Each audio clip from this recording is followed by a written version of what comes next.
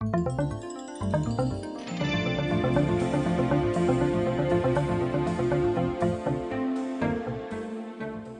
to have all of you here this afternoon. As you can hear, I'm having a little throat situation, so I am not going to talk much more. What I'm going to do is turn you over to the very capable hands of our program director, Ms. Jennifer Franklin.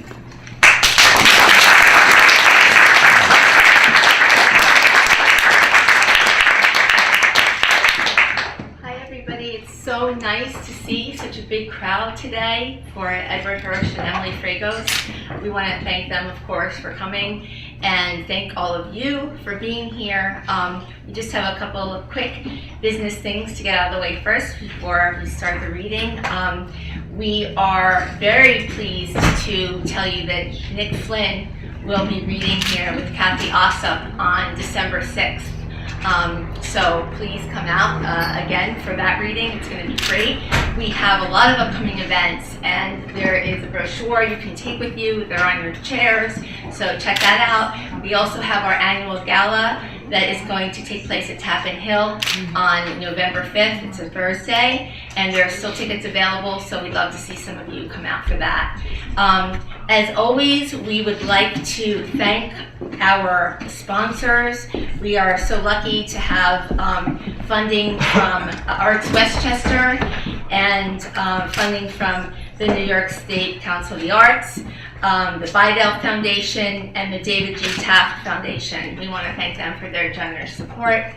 And thank all of you for being members of the Hudson Valley Writers Center and for coming out, supporting our readings, supporting our classes. We are really thrilled to have all of you here tonight. It really is the event of the year for us, so we're so excited to see all of you. I'm going to start right in on my introduction for my good friend Emily Fragos. It's a pleasure for me to welcome my friend Emily Fragos to the Hudson Valley Writers Center. I have known Emily since 1994 when we were graduate students at Columbia. Fragos is an award-winning, widely published poet who teaches poetry workshops at NYU and Columbia. She is the author of 2 books of poetry, Little Savage and Hostage, New and Selected Poems. Her work has appeared in every one of the finest poetry publications in the country, including Best American Poetry, The New Yorker, Poetry, APR, the Paris Review, Boston Review, and most recently, Poem a Day on Poets.org from the Academy of American Poets. She is the editor of 5 poetry anthologies from Every Man's Pocket Library from Knopf. She is the recipient of several national awards, including a 2014 Guggenheim Fellowship in Poetry. In graduate school, I was lucky enough to witness our teachers discover and nurture her singular and extraordinary talent. In class, the other students all knew that we were in the presence of a great poet when she brought an early version of her poem called Pompeii, AD 79, a few weeks into the first semester. Its omniscient and empathetic voice moved us all.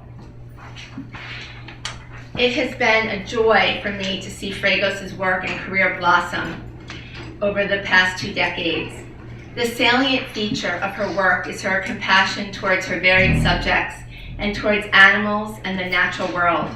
Her poems are full of sentiment without ever being sentimental. A serious student of poetry and literature in general, one can observe her love of Shakespeare, Rilke, Merwin, and Dickinson in the musicality of her language and in her subject matter, but Fragos has a voice entirely her own. She is a poetic visionary. One comes away from her work believing he or she has seen the world anew from her omniscient perspective. Her poems are riddled with ruin, waste, suffering, milk that drips unused from a mother's breast, dancers past their prime, knees that need surgery, dying loved ones. Yet, there is a great deal of hope and beauty juxtaposed with sadness and damage. In an interview that I did with Fragos in Upstreet in 2013, she says this of Dickinson, but it could easily apply to Fragos' work as well. Quote, she gives us solace in hard times. She hands us a balm, B-O-M-B, and we are calmed because we are not alone anymore. She is a courage artist. Please help me welcome Emily Fragos.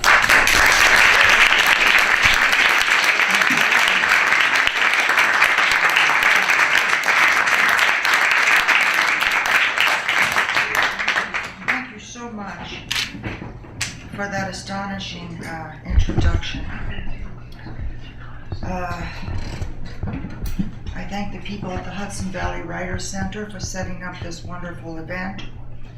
And I thank Jennifer Franklin, who's not just a poet, but an instructor of poetry, but also, you may not know this, a very powerful advocate for children with disabilities. She does a tremendous amount of good for people, many, many people, through her poetry and through her life, through her example. And I certainly thank someone I admire just about more than anyone else, great poet Edward Hirsch. It is an incredible honor to appear with Edward Hirsch on the same podium. This is one of our truly great poets of the English language. We live in a time of such hyperbole. Everything is a masterpiece. Everybody's great. Everybody's right. It's not really true. It's just the age we live in. But there are, every now and then, you get the real deal. And Edward Hirsch is one of our great voices, our great poets. Great. Here he is over there, greatly honored. I know that Edward Hirsch has written some of the greatest ekphrastic poems of our time. My particular favorite is The Horizontal Line, Homage to Agnes Martin, which is a veritable masterpiece. I can't compete with that, nor do I wish to, but I think I will also start with some ekphrastic poems. Those are poems that are inspired by works of art, or about works of art, or simply a work of art that inspired a certain emotion. So I'll start there.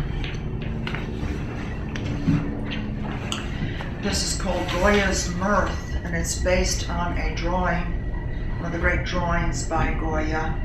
I'll describe it to you just briefly. There are two very old and very desiccated people. They're dancing insanely in the middle of the air, in a gravityless air.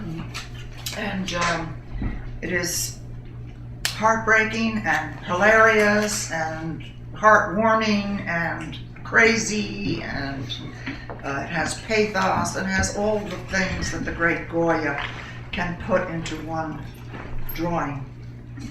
This is my take on it, just one angle. Goya's Mirth. 1. Can you hear them shrieking?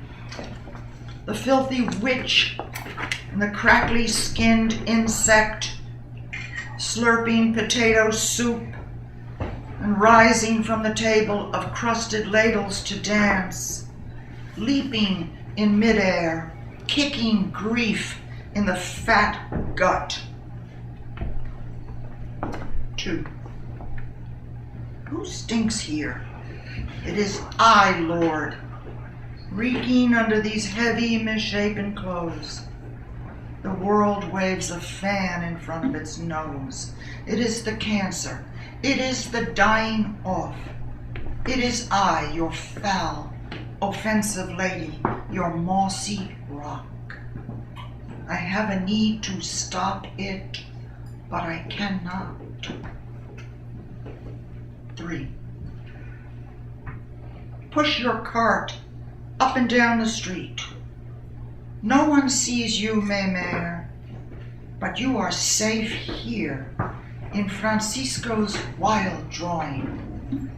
Forget the words. Forget the worms. A dog's scrap rolls under the table and is forgotten. The dog? You will die with him soon.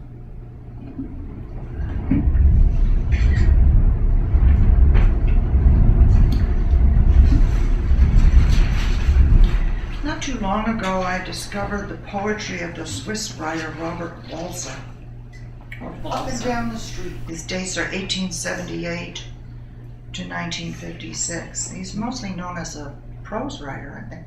But I discovered his poetry and liked it so much. In spite of a very difficult life, he was a man who felt great empathy. His poems are often quite radiant. He's full of enjoyment for life and for the world. He seems to have lived quite naturally, beyond good and bad, beyond happy and sad. I guess the Zen Buddhists call that a spirit. He seemed to have had naturally this spirit. And I so admire that. I certainly wish I were more like that myself. It's something I aspire to. And the quote in this poem, which is on Robert Walser, is one of his famous quotes. It says, "To be small and to stay small." And in the arts, you get a lot of very kind of ambitious people kind of unfettered ego and ambition and competition and envy, and it's exhausting sometimes in the arts. And when I read that line by Walser, I said, how lovely, how reassuring that one can just go about one's work and enjoy one's work. I guess the Native Americans say it. They say there are many paths you can take to get to the same destination. So Walser seems to have found a very radiant path to his life's meaning. On Robert Walser. You saw a dwarf and imagined yourself dwarf, or the old homeless hag pushing her garbage up. You closed your eyes for days at a time, groping along the village walls, tumbling into bushes with an embarrassed gasp. You adored the gentle woman, her shapely bum, and the chattering birds with faces like walnuts and feet like twigs, so alive, alert, and active in their birdy pursuits. Standing alone in your stale, furnished room, you felt a shudder of feather, and the glowing air grew full, so close. Oh, to be alive was wonderful, but to be small and to stay small, drop of water into the water.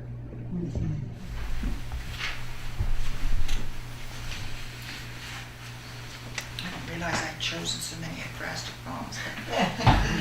A lot of, I won't, my poems are short and I will be brief too. This poem is called After Dürer, and it was inspired by the famous drawing of Melancholia by Albrecht Dürer. And I wanted to dedicate it to my friend, Professor Stacy Pies at NYU. Stacy has been very ill for a very long time, and I didn't think she would pull through, but she did. She's still ill, but not as ill as before. And I told her, I'm going to dedicate this poem to you, and she wrote me back a very funny email. She said, well, I didn't do anything. Don't dedicate the poem to me. All I did was get sucky cancer. That's what she wrote back. She said, but please dedicate it to my doctor, because he's the person. He's very compassionate, and he saved my life. I don't know if Dr. Jeffrey Tepler is here tonight. I was told he might be here. But so this is for Dr. Tepler and his patient, Stacy Pies. They go together. After Dürer. As when icy illness ends, that you never expected could possibly end, and the terrified body, enveloped in warm water, reposes. You could kiss every child on the hand, every leaf in the forest, every stone of the wall. A low moan escapes the mouth. Melancholia, the accompanying spirit, is departing with her ratty wings and her crusted eyes, her suitcase of rocks. A shy, small creature steps trembling from the brush.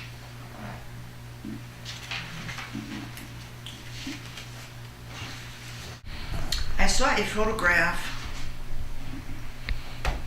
from the Robert Scott expedition to the South Pole in 1912. And it so stunned me, I did a triple take. They brought ponies with them to the South Pole. You may know this story. They weren't the first expedition to bring ponies to the poles. There had been an expedition before, but they had been a different breed of pony with heavier. But the Scott expedition made so many mistakes, one after the next after the next. Some of it just by accident, some by pure arrogance. And they brought pony ride ponies from England to the South Pole. Of course, this is a famous, disastrous expedition. Not just for the dogs and the horses, but the poor men, the people involved. And they didn't get there first after all of that. The Norwegians beat them by several weeks. But I looked at this photograph and I was just stunned. I submitted this poem to the New Republic, and it was taken. It was published last year. And at that time, the poetry editor was Henri Cole, a wonderful poet. And I'd only seen the one photograph, and he was so intrigued by the poem that he went online and he sent me about, half a dozen photographs of the expedition and the ponies. And so at the same time, we were looking at them on our respective laptops, and I really did have tears in my eyes, and I wrote him that. I said, I can't even look at this, it's so sad.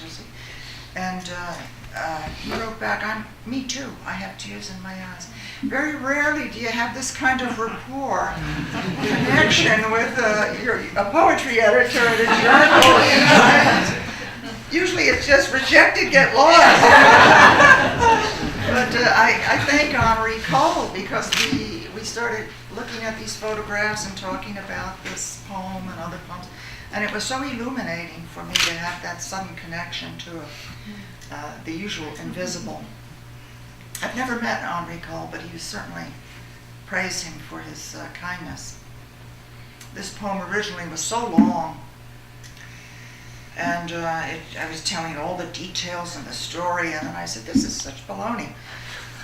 You don't need all this, It's to honor this experience, it should be stark, minimal, spare, not all this baggage, this verbiage, and so I took everything out, and in the end I actually said to myself, gee, the whole poem is in the title, Ponies at the South Pole. I did write the poem after that wonderful title. Doesn't that stop you in your tracks? Ponies at the South Pole? It's like, is she mad? I'm not mad. Scott was bad. Ponies at the South Pole after a photograph, Scott Expedition 1912. I might add the quote is Scott's final quote in his diary. Ponies at the South Pole. They are quieter than quiet. They are colder than cold can be imagined. They may very well be blind. Their ears receive the last sensation, a tiny crumble of nothing. Their oblong heads tilt toward each other. The end cannot be far, writes the bungling, stubborn man in his battered white tent. Writes suffering, bungling man.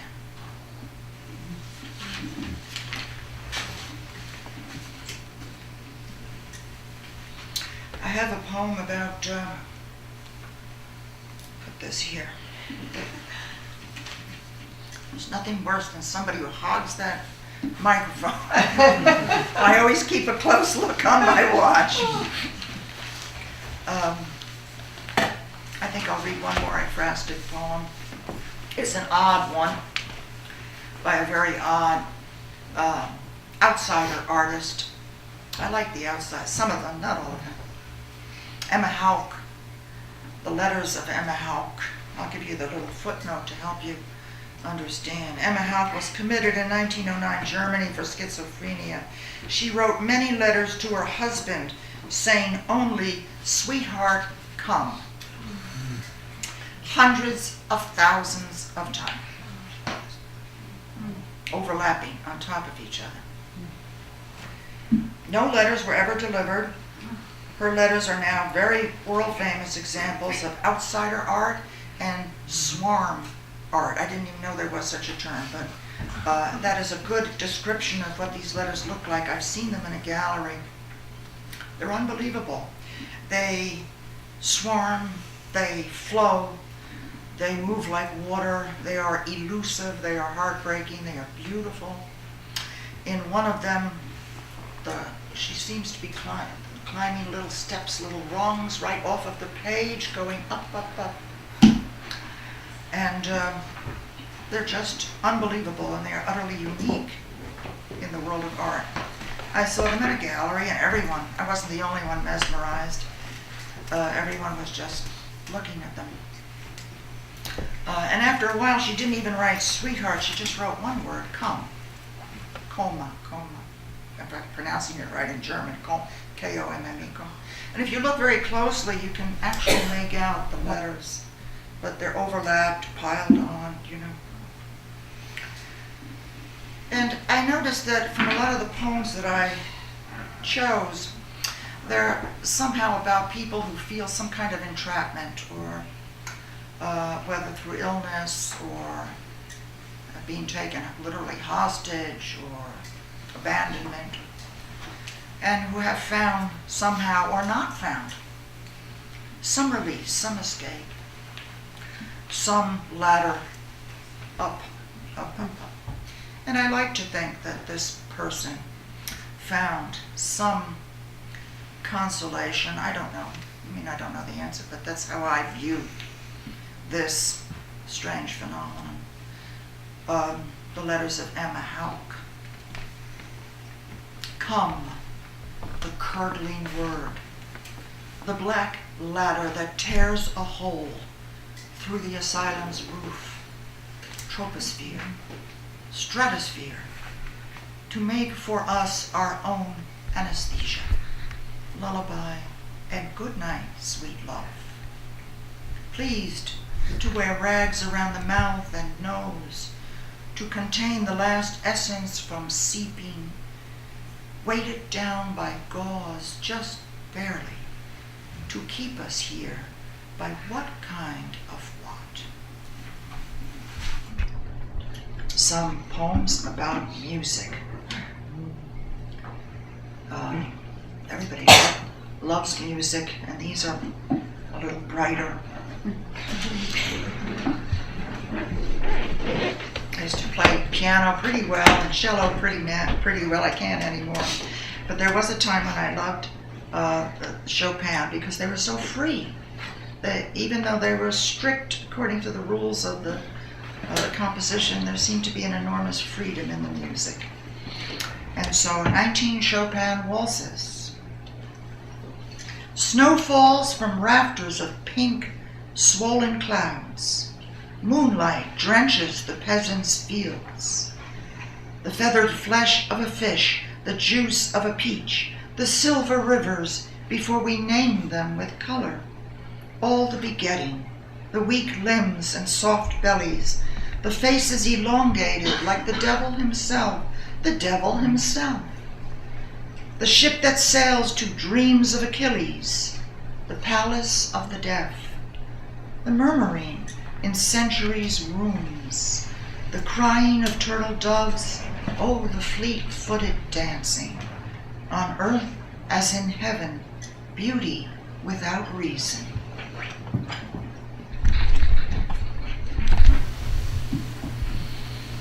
I used to love to play Bach on the cello. Now they use it for all the TV commercials. They sell toilet paper with Bach cello suite #1. They sell Charmin toilet paper.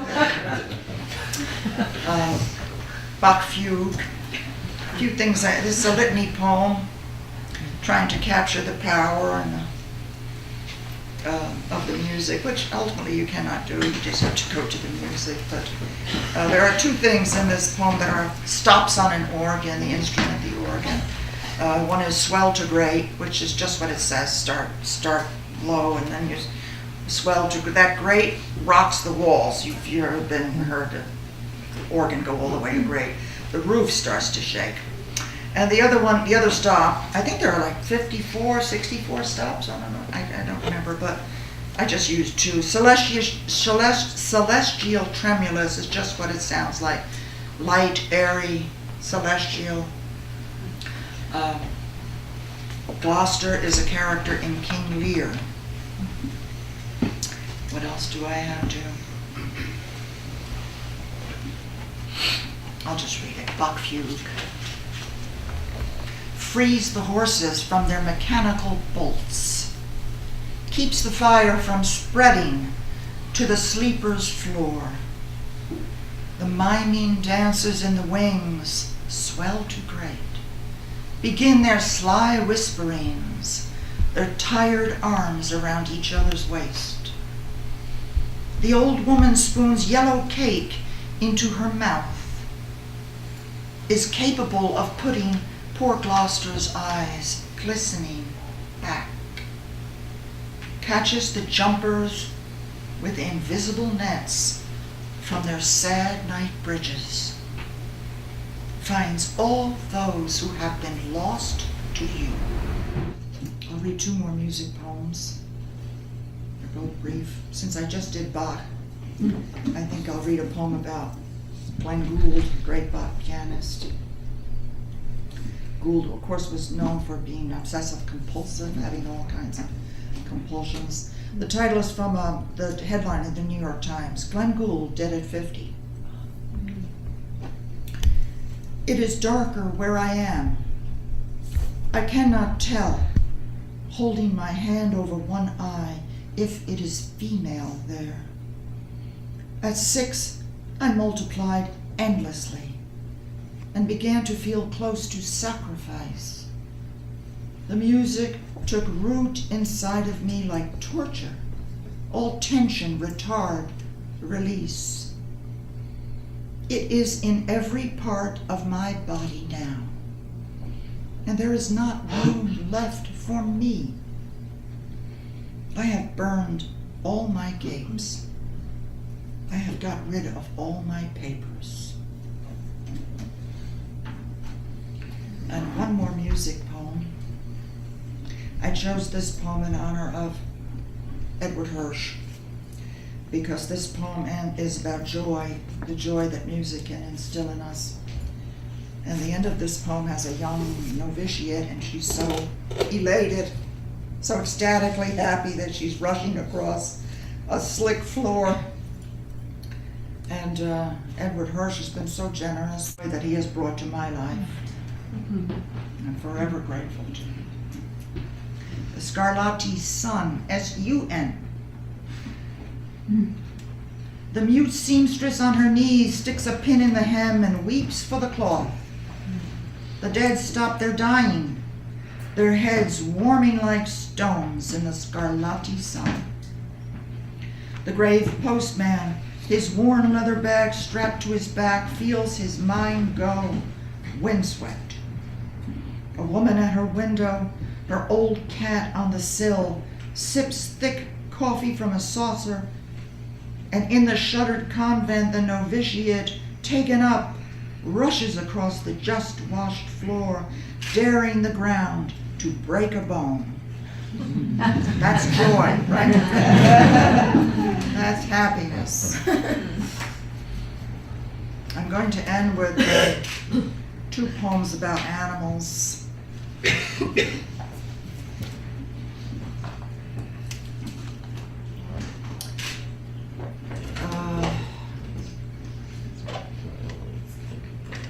I think I'll do these 2. I'd like to dedicate this poem to one of our great poets, Mark Strand. Mark Strand and I were colleagues at Columbia, although I never got to see him at Columbia because his door would open and he would start running. Running down the hall, running down the steps, running off the campus. He did not like teaching.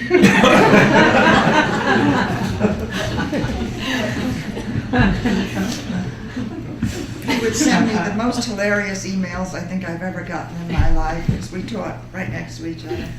They would just have me cracking up. One day he did come out of his room. I came out of mine. He said, "Emily, come here.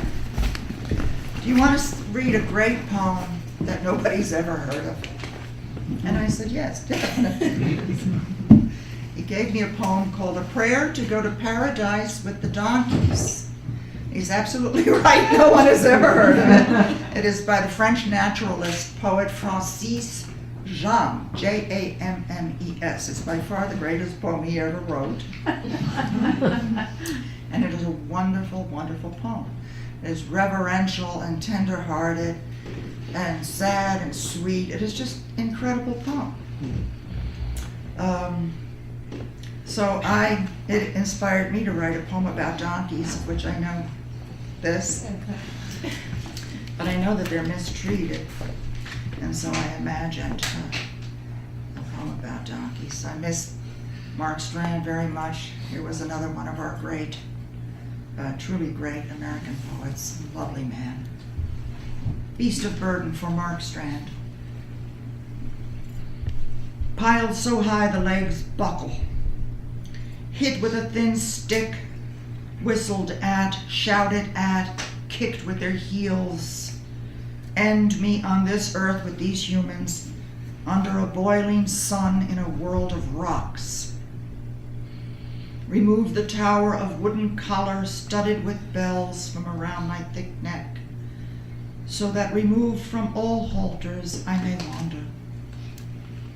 Let the dust blow me away to quiet, long roads, the clip-clop of my feet, the only music I hear. Or let me be gently led like the old, or pull the wooden carts of babies, and nothing more. Lord of the ass, lay me down unencumbered in your green pastures for which they incessantly pray, the air cooling and petting the bones of my ears, brushing my skull, the still waters washing out my braying mouth. This is my final poem.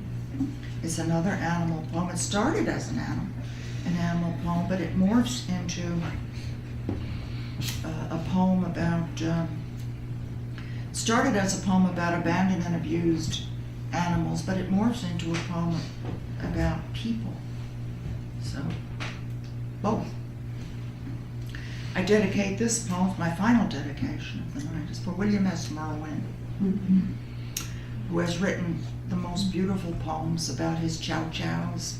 Please, if you haven't read the poems about his beautiful chow-chows, and the other poems too, but the chow-chows are just wonderful. The Black Dog, In the Name of Air, 2 of my favorites. And so I dedicate this dog poem to William S. Merwin. Hostage. God is in the dogs, the one who turns in circles, the one with scabs, the one who wears the collar, who stares and stares and tries in spite of it to smell the dirt and grass.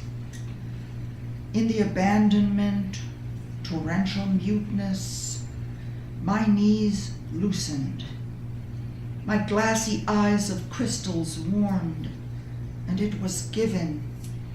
Even should we sleep, turn, weep, recite, screaming, the city is conquered, and the little king will have to go, insane and unreachable. We are still here. Ladies and gentlemen, thank you so much. Can you guys imagine being in class with her as a student and sitting around the table and hearing poems like this? Thank you, Emily, for that beautiful reading. Thank you for having me. It's amazing. I am honored to welcome the esteemed Edward Hirsch to the Hudson Valley Writers Center. My students and I have been waiting for this afternoon for most of 2015. I was first introduced to Hirsch's poetry by his friend and my mentor, Richard Howard, 21 years ago when I was a graduate student at Columbia, and I have admired his work ever since. As all of you know, Edward Hirsch is one of the finest poets writing in English today. As a poet and as a scholar of poetry, his creative and critical collections are among the finest books written over the past 4 decades. Described by Peter Stitt in poetry as, quote, a poet of genuine talent and feeling, Hirsch was nominated for the National Book Critics Circle Award for his first volume, For the Sleepwalkers. His second, Wild Gratitude, won the award in 1987. What a title. Students, take note of that title. He's been awarded fellowships and prizes, including fellowships from the National Endowment for the Arts and the Guggenheim Foundation, and received a MacArthur Genius Award. Hirsch is now president of the Guggenheim Foundation and is a chancellor of the Academy of American Poets. How to read a poem and fall in love with poetry, Poet's Choice, and a Poet's Glossary are beloved studies for the uninitiated and experts alike. The Living Fire, New and Selected Poems, 1972 to 2010, all of these books are on sale here, shows, according to Peter Campion in the New York Times, quote, what makes Hirsch so singular in American poetry is the balance he strikes between the quotidian and something completely other, an irrational counterforce. Here is just one example of what I think Campion means by this. It's from his poem, Scorched. 3 p.m., the hour of scorched absences, the hour when the city slumps like a widow, and a dogged couple in their 30s is forever trying to wring a child from the clamor of each other's bodies in a small pension of the old quarter. Look at them, breathing against each other in the hour of silences, the hour of nothing violated and nothing affirmed, of pleasure mixed with the fire of grief. Avon Bolin described Hirsch's most recent book of poems, Gabriel, as a masterpiece of sorrow. On a personal note, Gabriel is the most painful and moving book of poetry that I have ever read. We want to thank you again for coming to read for us today. Please help me welcome the incomparable Edward Hirsch.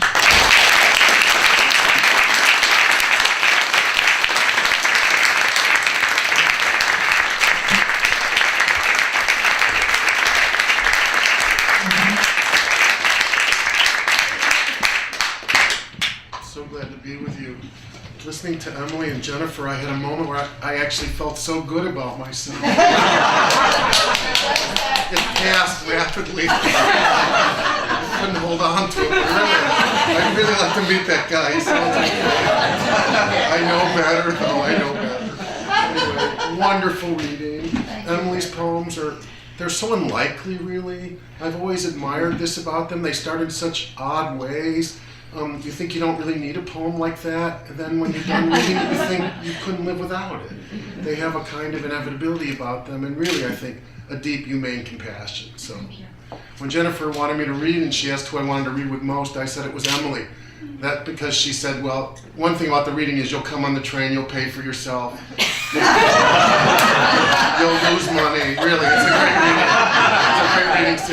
chaos, but really it'll be good. That's how I feel. Absolutely, she's right.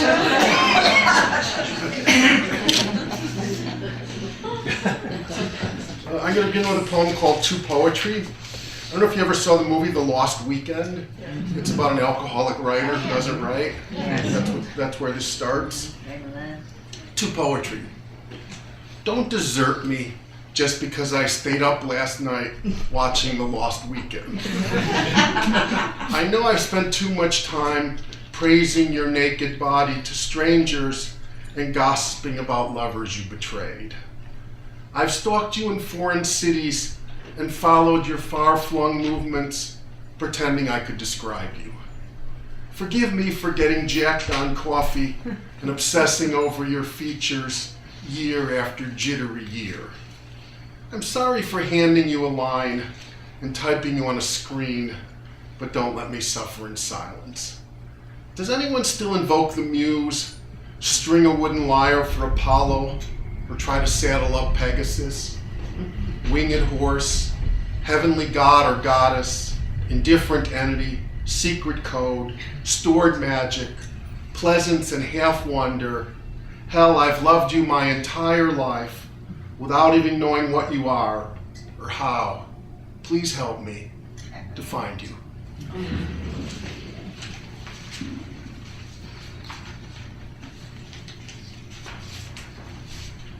This is called Black Rhinoceros. The black rhinoceros at Brookfield Zoo, eating sweet potatoes, carrots, and bread, looked like my uncle's extended family crowding around the table at Thanksgiving.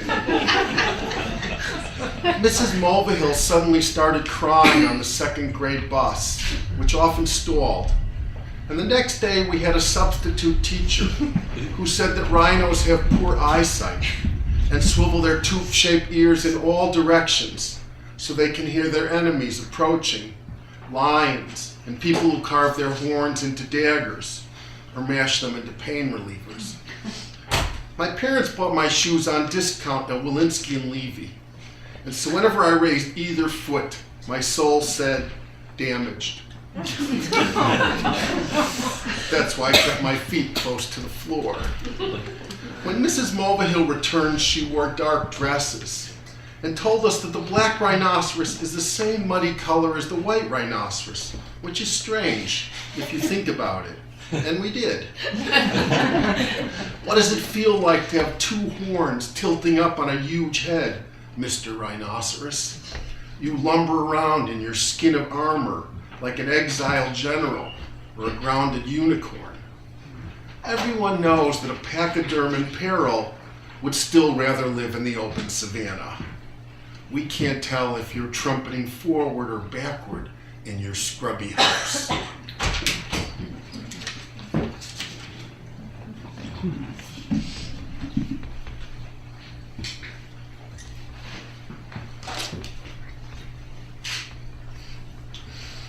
Cotton candy. We walked on the bridge over the Chicago River for what turned out to be the last time, and I ate cotton candy, that sugary air, that sweet blue light spun out of nothingness. It was just a moment, really, nothing more, but I remember marveling at the sturdy cables of the bridge that held us up, and threading my fingers through the long and slender fingers of my grandfather, an old man from the old world who long ago disappeared into the nether regions. And I remember that 8-year-old boy who had tasted the sweetness of air, which still clings to my mouth and disappears when I breathe.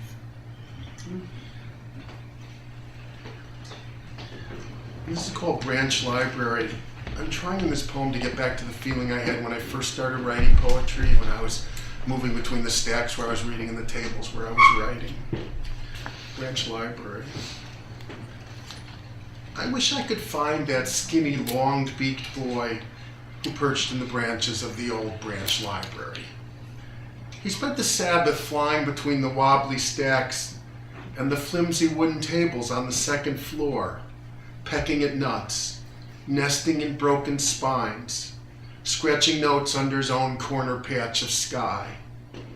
I'd give anything to find that birdie boy again, bursting out into the dusky blue afternoon with his satchel of scrawls and scribbles, radiating heat, singing with joy.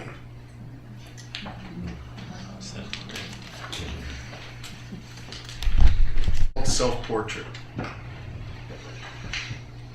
I live between my heart and my head, like a married couple who can't get along. I live between my left arm, which is swift and sinister, and my right, which is righteous. I live between a laugh and a scowl, and voted against myself, a two-party system. My left leg dawdled or danced along, my right cleaved to the straight and narrow. My left shoulder was like a stripper on vacation. My right stood upright as a Roman soldier. Let's just say that my left side was the organ donor, and leave my private parts alone. But as for my eyes, which are two shades of brown, well, Dionysus, meet Apollo. Look at Eve raising her left eyebrow while Adam puts his right foot down. No one expected it to survive, but divorce seemed out of the question. I suppose my left hand and my right hand will be clasped over my chest in the coffin, and I'll be reconciled at last. I'll be whole again. This is called a partial history of my stupidity. You get to be a certain age and you just can't do the whole thing anymore. So this is like volume 3, chapter 5. Traffic was heavy coming off the bridge, and I took the road to the right, the wrong one, and got stuck in the car for hours. Most nights I rushed out into the evening without paying attention to the trees, whose names I didn't know, or the birds, which flew heedlessly on.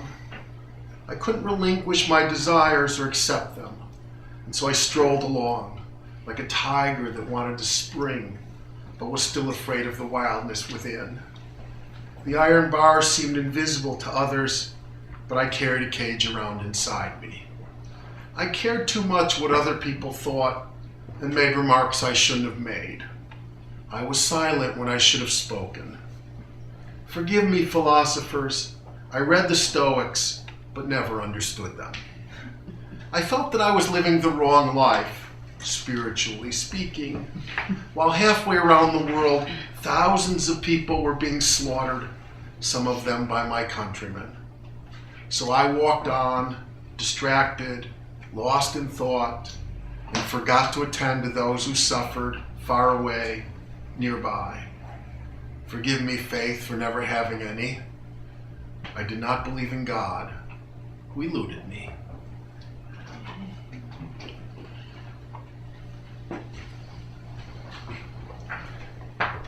This is an elegy for my father, who was a box salesman. He liked special orders rather than standard orders because he got paid more. And also it was more imaginative for him because he could design the boxes himself. So this is called special orders. Give me back my father, walking the halls of Wertheimer Box and Paper Company with sawdust clinging to his shoes.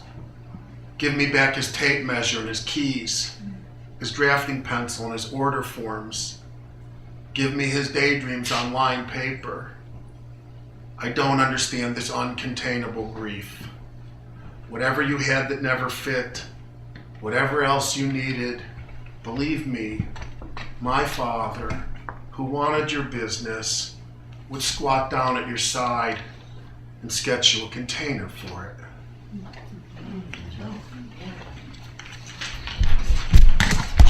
Self-portrait. I live between my heart and my head, like a married couple who can't get along. I live between my left arm, which is swift and sinister, and my right, which is righteous. I live between a laugh and a scowl, and voted against myself, a two-party system. My left leg dawdled or danced along, my right cleaved to the straight and narrow.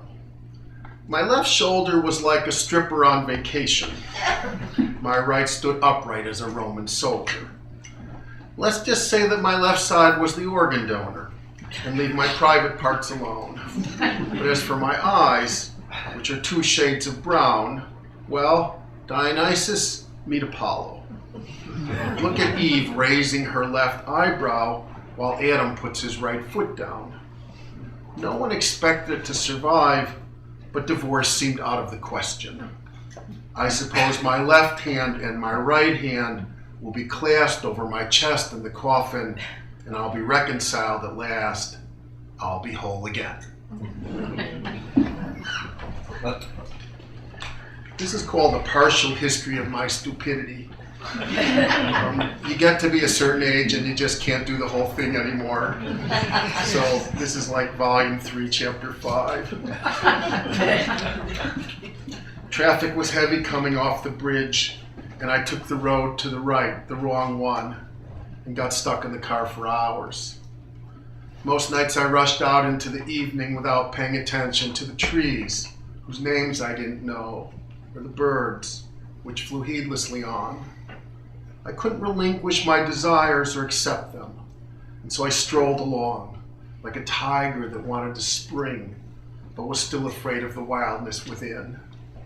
The iron bars seemed invisible to others, but I carried a cage around inside me. I cared too much what other people thought and made remarks I shouldn't have made. I was silent when I should have spoken. Forgive me, philosophers. I read the Stoics, but never understood them.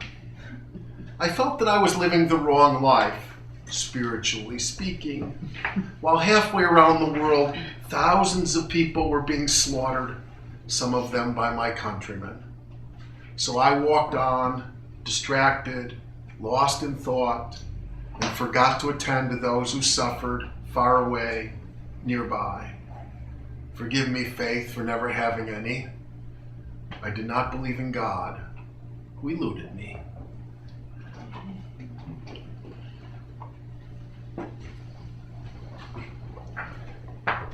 This is an elegy for my father, who was a box salesman. He liked special orders rather than standard orders because he got paid more. And also it was more imaginative for him because he could design the boxes himself. So this is called special orders. Give me back my father, walking the halls of Wertheimer Box and Paper Company with sawdust clinging to his shoes. Give me back his tape measure and his keys, his drafting pencil and his order forms. Give me his daydreams on lined paper. I don't understand this uncontainable grief. Whatever you had that never fit, whatever else you needed, believe me, my father, who wanted your business, would squat down at your side and sketch you a container for it. Called Troubadour Song. I woke this winter morning to the smell of the sea and hummed a song for nothing, how nothing came to me. I dreamed I mounted a horse along an empty beach where we galloped far away till I was out of reach. We trotted past the lighthouse abandoned on the dunes and paused by a small stable that was now in ruins. I woke this winter morning to the smell of the sea and made a song for nothing, how nothing came to me. We rode to the starkest edge of nowhere by the sea. The horse was all that remained of what I'd longed to be. We had somewhere deep to rest and nothing left to see, and so the two of us walked into the cemetery. I woke this winter morning to the smell of the sea and sang a song for nothing, how nothing came to me.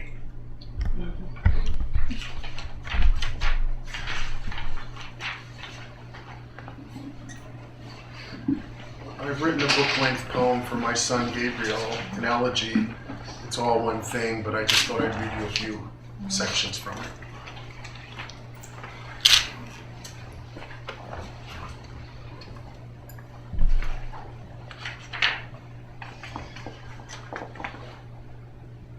The population of his feelings could not be governed by the authorities.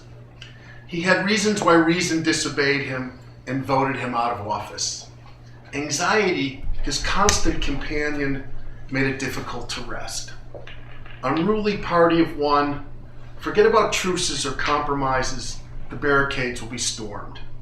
Every day was an emergency. Every day called for another emergency meeting of the cabinet. In his country there were scenes of spectacular carnage. Hurricanes welcomed him. He adored typhoons and tornadoes, furies unleashed, houses lifted up and carried to the sea, uncontained, uncontainable.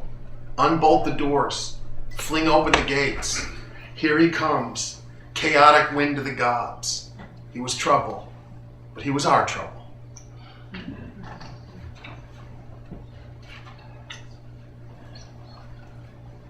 Mr. Impulsive walked out of class when he did not like what the teacher said. It was boring. Mr. Impulsive scurried out in a storm wearing shorts and a wife beater. Soon he was shivering. The neighbors complained to the landlord, complained to me, but Mr. Impulsive could not be bothered to close the gate. Mr. Impulsive left the house without his keys. I don't know how many times he camped out on the front stoop.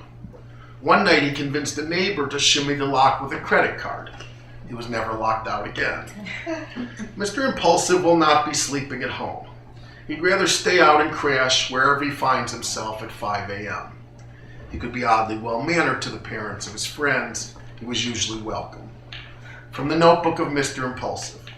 It is better to sneak through a side door than to wait in line like a sucker. It is not necessary to get directions. It's much better to head out right now. Time doesn't matter. These were the antics of Mr. Impulsive, who never knew where he was going until he got there.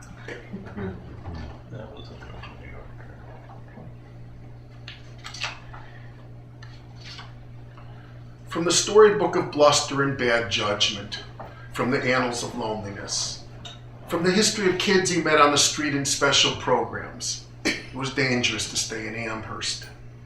Lord of misadventure, I'm scared of rounding him up and turning him into a story. God of scribbles and erasures, I hope he shines through like a Giacometti portrait. I keep scraping the canvas and painting him over again, but he keeps slipping away. He was like a spider preyed on by other spiders and older insects. Sweet venom, his arrivals were swift and his departures sudden. I couldn't understand how he lifted the shower door right off its hinges. When Gabriel cooked, the flames rose too high and the fire alarm sounded. When the fire alarm sounded, he tore it off the wall and left the wires dangling.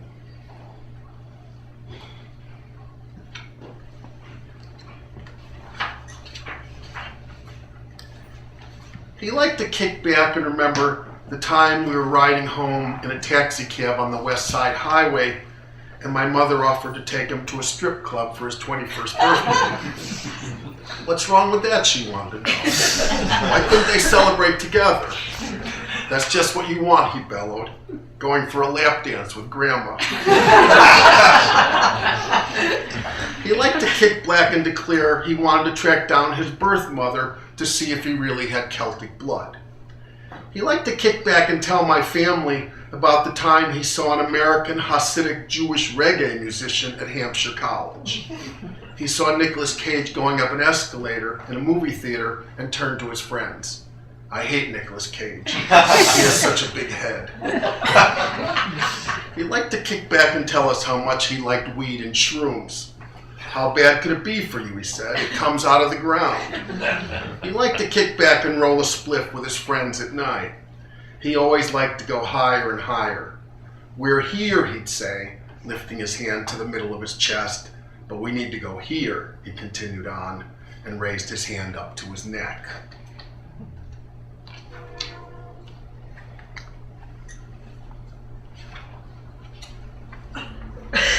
Friedrich Rucker wrote 425 poems after his two youngest children died from scarlet fever within 16 days of each other. In 1833 and 1834, he could not cope and often thought they had gone out for a while. They'll be home soon, he told himself to tell his wife. They're only taking a long walk. Mahler scored 5 of those poems in 1901 and 1904 for a vocalist and an orchestra to break your heart. As soon as I heard the plaintive oboe and the descending movement of the horn and the lyric baritone entering, I felt I should not be listening to Dietrich Fischer-Dieskau singing Kinder Totenlieder with the Berlin Philharmonic. Mahler's wife was superstitious and thought he was chancing disaster with songs on the death of children. Now the sun wants to rise so brightly as if nothing terrible had happened overnight. The tragedy happened to me alone. Mahler knew he could never have written them after his 4-year-old daughter died from scarlet fever 3 years later. He said he felt sorry for himself, that he needed to write these songs, and for the world that would listen to them.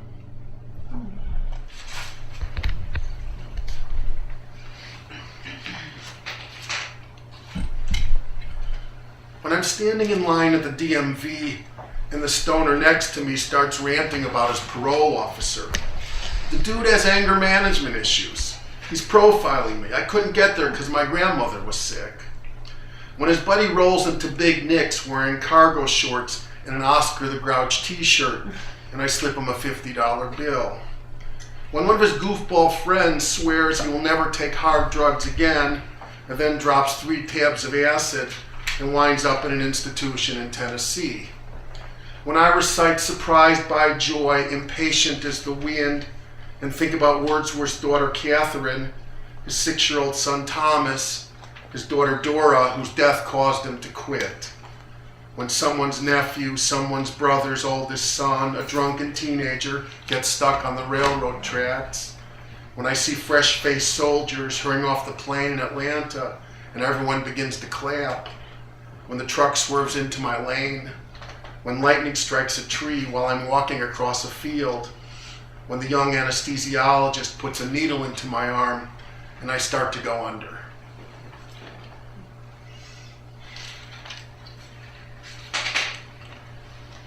I did not know the work of mourning is like carrying a bag of cement up a mountain at night. The mountaintop is not in sight because there is no mountaintop. Poor Sisyphus grief. I did not know I would struggle through a ragged underbrush without an upward path because there is no path.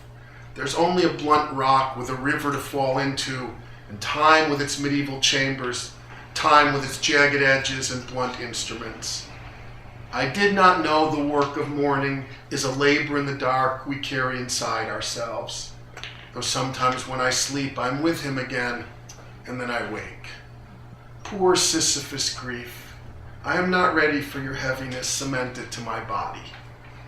Look closely and you will see almost everyone carrying bags of cement on their shoulders. That's why it takes courage to get out of bed in the morning and climb into the day.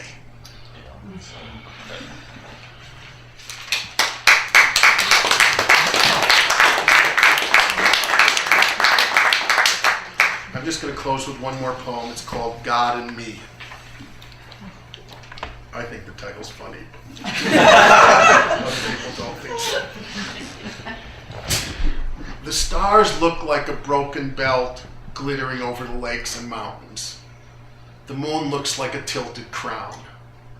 Down here, there's a whole lot of racket in churches and bedrooms. Some good folks are speaking in tongues and raising the rafters. I wonder if the Lord ever gets tired of so much flattery from the fundamentalists. He probably likes it better than all the complaints and entreaties. I'm standing up to listen, but he has nothing to say to the atheists. It'll be nice to believe that heaven is like a schoolyard in which everyone gets chosen, even the laggards. My friends are seekers and exiles who won't desert the stories. Me, I can't give him up, but I can't believe in him either. It's a one-sided relationship, I without thou. He has whole galaxies to worry about. I don't suppose he gets too worked up. My puny self is more real to me than his immense non-being. I'm a tiny void with attributes, with my own little river of tears. But what is he who fills the world with trees and stars and leaves us alone with our wars and atrocities, our deadly human nature, our sad dominion over the fish and the fowl? Look, no one knows why there's so much silence in the upper spheres and so much suffering down here. The Almighty skipped over our houses. Thank you.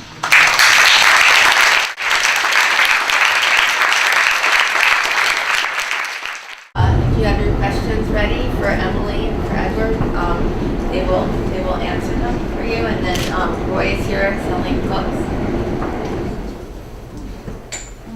Okay, Emily, come on.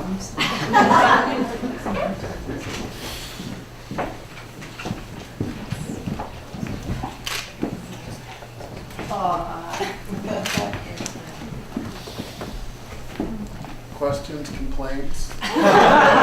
Same goes for Jennifer. Let's go there. When you first started writing, I take it you were young. How long did it take you to get into a rhythm and set a schedule for yourself to write? When we first started writing, I mean as kids? That's funny to think of it as a schedule. No. As just- kids, I wouldn't think that you did. But as adults, as you got serious. Well, let me answer this way. When I don't know how you were, Emily, but when I started writing poetry, I was in high school, and it's really generous to call what I was writing poetry. Really, I was just overwhelmed by feelings I couldn't understand. The way a lot of kids start writing poetry, and I just started writing, and it made me feel better. Also, girls liked it. One did notice. So that's what I was doing. But I really couldn't call what I was doing poetry. But I went to college. I met my freshman humanities teacher. I went to school in Iowa, a place called Grinnell College, and I brought my poems to her, and she did a remarkable thing for me. She said that, you could be a poet. You have the talent and the imagination and the intelligence to be a poet, but what you're writing are not poems. Yeah. Because you're just writing down your feelings. If you want to be a poet, you need to try and make something. And to do that, you need to read other poetry. And so I'd say the schedule, I wouldn't call it a schedule, I'd say I began to read. And when I began to read and imitate what I was reading, I wasn't a good poet, but I started trying to become a poet rather than a person who was just writing things down. And that's when I became serious, I'd say, about having a vocation. Because I fell in love with reading poetry and I wanted to be amongst my models. And I realized to do that I needed to try and do something on the page, not just emote. And so I wouldn't say it was a schedule, like I'd do a certain number of hours a day, but I was serious about giving myself over to this art. Is that a parallel? Well, I started very late.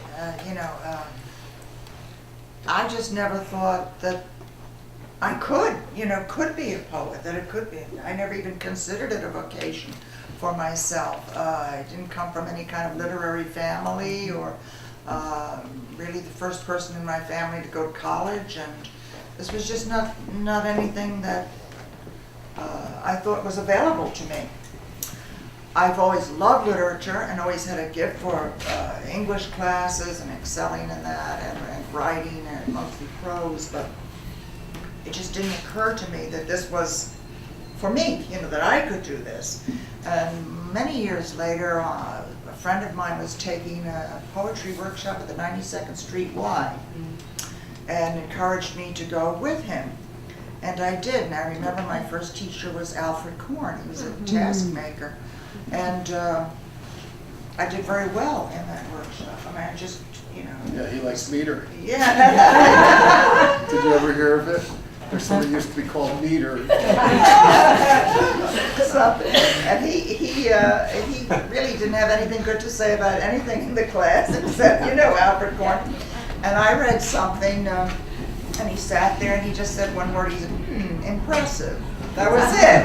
But for Alfred Korn, That was a big guy. And he was the one who pulled me over and said, you know, you have a gift for poetry. Did you know that? And I said, no. And he said, well, I think you should pursue it. And so I was, you know, a late bloomer, and he encouraged me. I think you really need someone to give you permission. Teacher helps. Yeah. Teacher helps. Teacher helps enormously. And So that- reading other people's work is really the most important. Well, that's mostly where you go to school. You mostly go to school on other poets. You can't always have a workshop with you. You can't always have a teacher saying this is good and this isn't good. But you can go to poets you admire and see how they do it and try and figure it out. I mean, it is there for you. The whole history of poetry is there for It's you. there for me. I read voraciously. I know you. Well, that's yes, the key. fabulous. You read, and then you try and pick up something from what you've read. Fabulous stuff. Thank you. You both for sure. How do you avoid capturing what you read and making it your own, and it's really, therefore, not totally authentic or original? Well, that's hard. I mean, you need to learn from your models, but you can't be your models.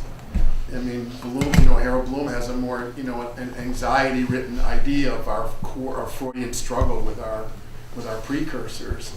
I mean, you have to find something that sounds your own, that's not theirs. Otherwise, you're just completely writing the poems of Rilke or the poets.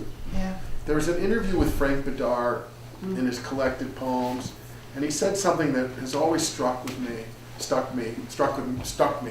that stuck with me. Yeah, right. Yes, I knew I could get it. It's that he said that at a certain point he realized that it wasn't his job to write the poems of Milton or of Robert Lowell or of Allen Ginsberg or Elizabeth Bishop. It was his job to write his own poems, no matter how much he admired them.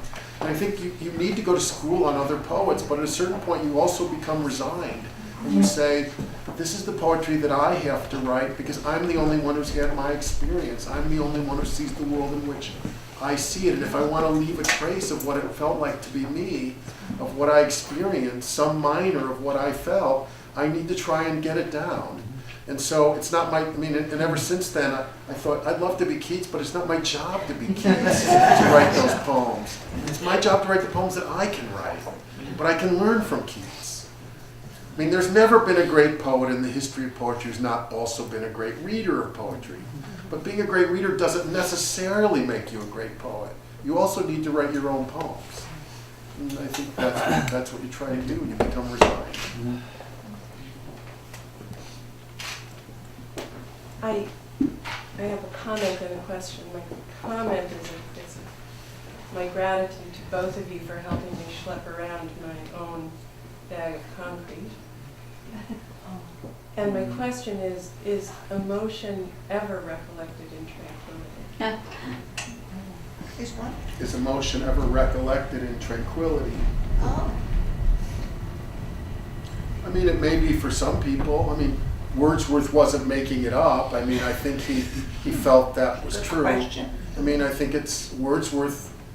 He was kind of a cold person, I think. A great poet, but kind of a cold person. And although Surprised by Joy, that I quote from, is one of the great sonnets in the English language, a heartbreaking sonnet. It's a poem where he sees something. He's so overwhelmed. He sees something that's so beautiful. He feels ecstatic, and he turns to tell his daughter about it. And then he realizes she's dead, and she's not there. Surprised by joy, impatient as the wind. And then he realized, how could he ever have joy again? It's a tremendous poem. Clearly, Wordsworth felt there was a certain emotional distance that was necessary.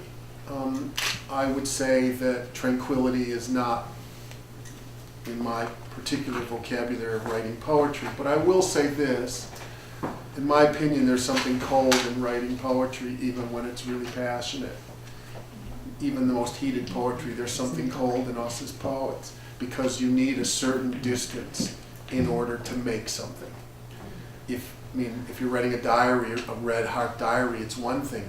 But if you're shaping a poem into something, no matter how intense the poem, the operations of poetry also come into it.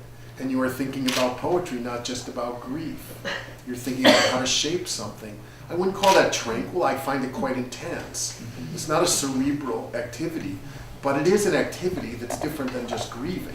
It is writing something. I wouldn't say it's tranquil, but it is something different than just experience something as a person. And I mean, I think every poet has a moment of feeling a certain revulsion at trying to take experience in other people in your own life and turning it into poetry, because you are doing something. You are violently doing something, and you are violating something by doing it. I tried to get that. There's a moment in my poem about Gabriel where I go, Lorded misadventure, forgive me for trying to sum him up and turning him into a story. He's not a story, he's a person.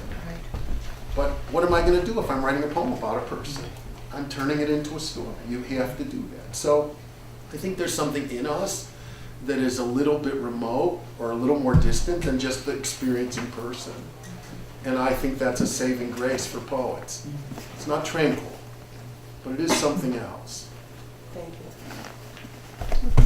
Sort of related to that, if you have a unit-themed book and it has a downward pull by the nature of the theme, must you always at the end rise up to some kind of hope or consolation or something that gives the reader some way out of it, some way up? No.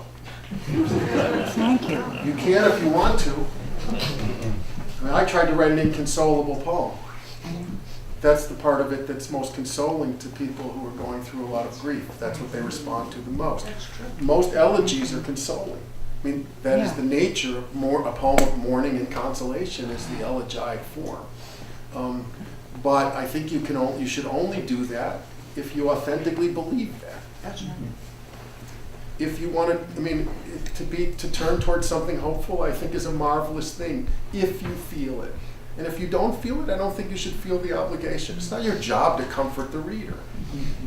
It's your job to write a poem that's true to experience. And if your experience has some joy in it, then the joy should be part of it. And if it's not, and if you feel inconsolable, then you should write something inconsolable. I mean, one of the oddities about poetry is that the most inconsolable and lonely poems make people feel better. They feel, yes, exactly true. Because they feel befriended. They feel companioned by poetry.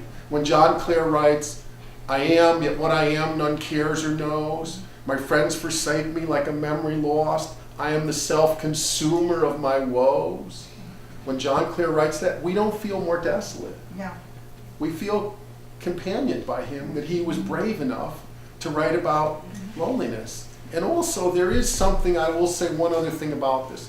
There is something hopeful about poetry, even if you feel hopeless. And the thing that's hopeful about it is that poetry does imply a reader. It's not like just writing a diary to yourself. You are making something that will stand apart from you, you hope.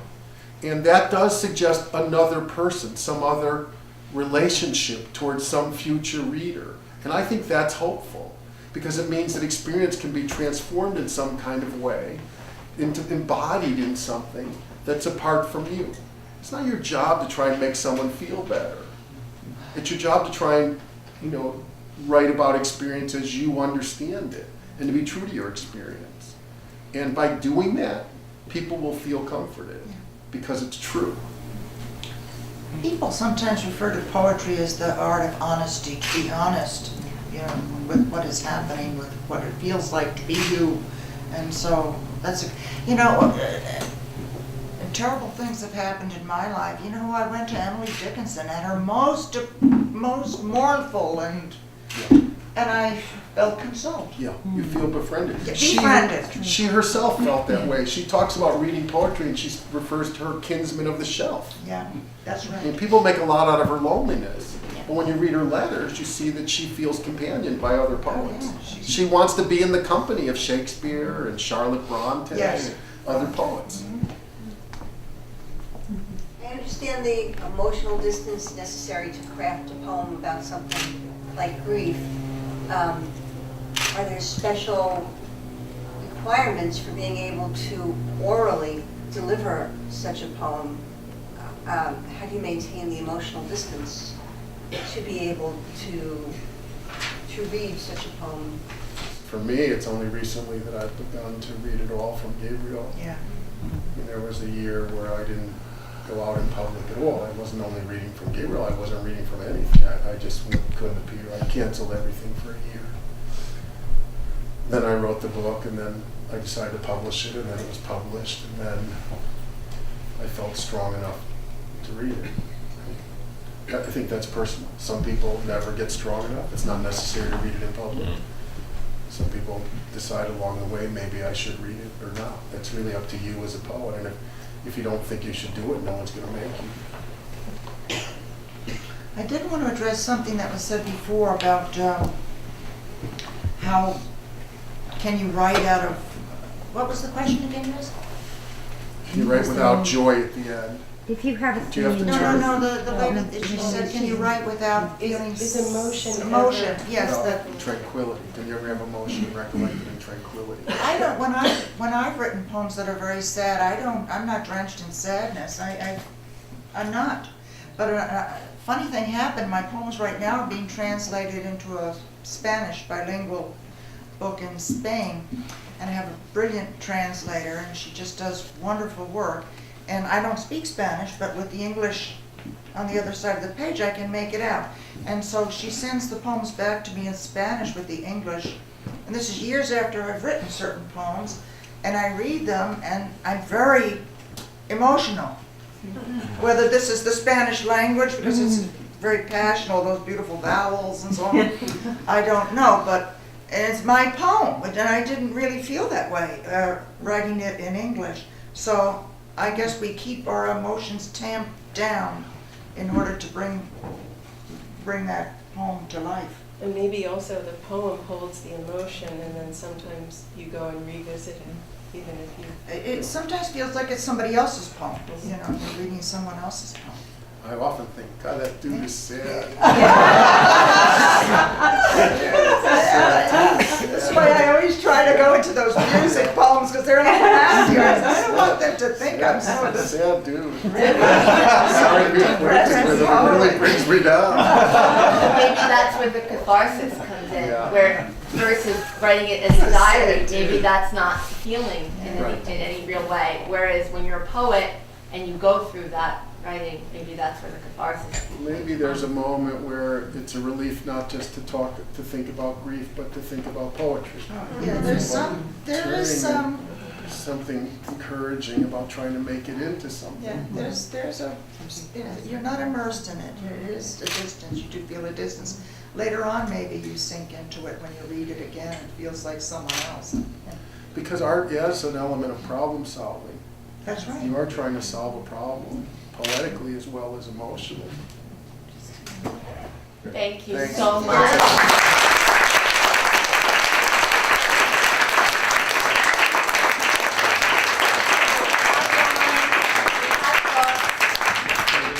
The poets are getting on the 6:10 train, so if you really want someone to sign, please get a book. And we don't have many copies of Emily's books, but they're available on Amazon. So please look for Hostage and Little Savage. Thank you so much for coming, everyone.